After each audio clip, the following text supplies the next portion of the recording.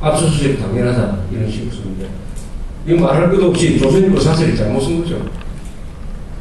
그건 정교조가 어떤 단체라는 걸 잘 모르고 그야말로 청교육을 지향하는 약간 과격한 단체인 정도로 알고 그런 식으로 아주 건강한 양비론을 펴니까 경찰도 기분이 수사할 기분이 안 나는 거죠.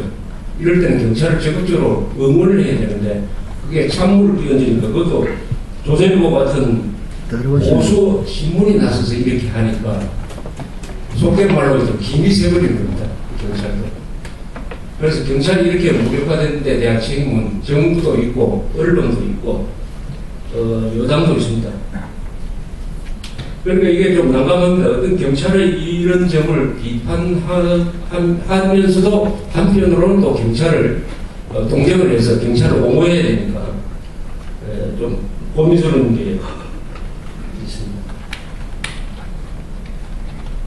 이란에서 지금 시위는 끝났는데 그 시위의 여파로 집권정 내부에서 계속 이게 균열됐다고 그러니까 이견이 많이 나오고 있습니다.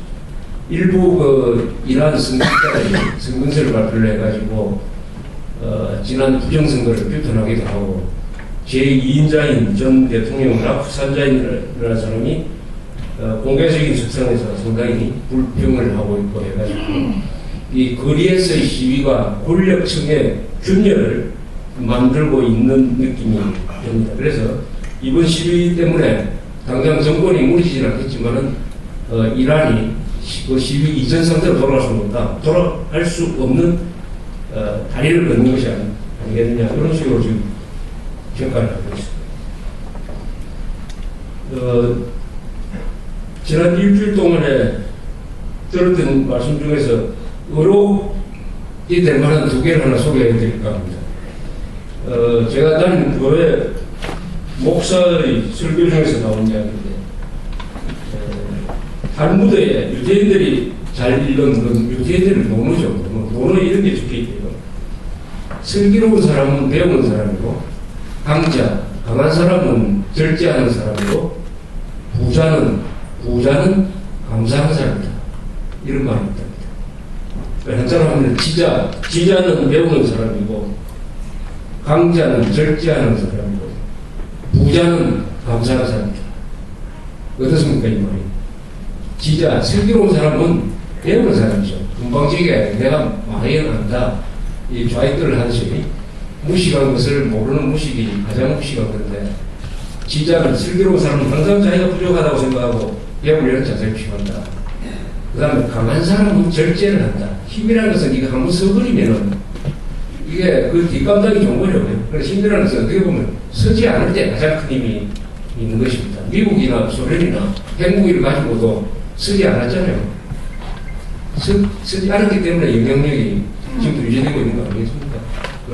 그러니까 부자가 감사해야 된다. 이것은 참 우리 한국 사회에서 의미가 있다고 생각합니다. 부자가 감사하는 게 어떤 식으로 감사합니까? 부자는 돈이 있으니까 감사하는 마음 가지고 돈을 써야죠. 그럼 감사하는 마음, 그 다음 단계로 돈을 쓰라. 돈을 써야 부자다. 이런 뜻인 것입니다. 어떤 사람의 그 부자냐 아니냐를 판단하는 기준이 지금 가지고 있는 보유재산이 얼마냐 하는 랭킹도 있겠지만은 얼마나 많은 돈을 남을 위해서 쓰느냐 하는 기준으로 해가지고 부자 랭킹을 내는 게 맞는 게 아니냐. 이거는 마음의 부자 랭킹이죠. 마음의 부자. 그게 진짜 부자가 아니냐. 돈을 가지고 있다가 재놓고 그 돈 냄새 맡으면서 죽으면 뭡니까? 돈을 써야지. 돈이란 것은 반드시 써야 되는 것이다.